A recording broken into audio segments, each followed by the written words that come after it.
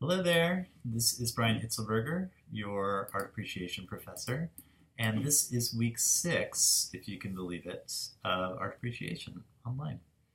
Um, just a reminder, the online content and kind of the online discussions will actually end at week 8. So this sort of pattern we've been in of reading content, answering questions, making videos, writing comments, that will actually be over at week 8. From week 9 on, what we'll be doing is actually meeting in person in various artist studios and museums. Everyone is going to actually have to meet 3 times. I'm going to go to all 8. I'm setting them up. Everyone will be required to go to 3 locations, 1, 2, 3. And I'm still, again, trying to, I have some of them set up, but I'm trying to set them all up before I actually make a list. I don't want to be sending you all kinds of lists, and I'm pretty close to being done.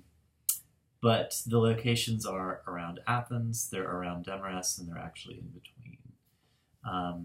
And these 3 field trips, as I call them, will actually be the bases for our next 3 papers, our last 3 papers, one of which you've already written and turned in. So I just want to give you a heads up.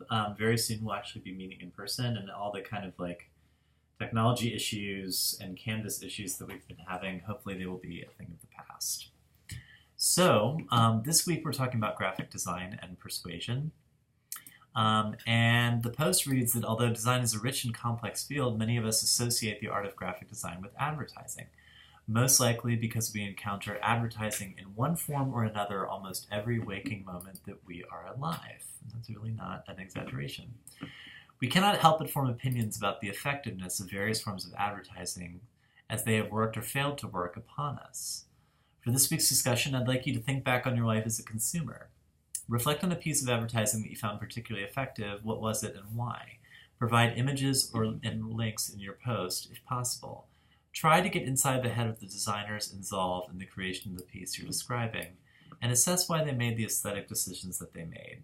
Use as much of the vocabulary we've learned in the course thus far as possible. So I want you, in earlier posts I asked you to kind of like take on the role of a teacher and teach about a painting or a work of art that you were looking at. In this case, I want you to actually take on the role of a designer.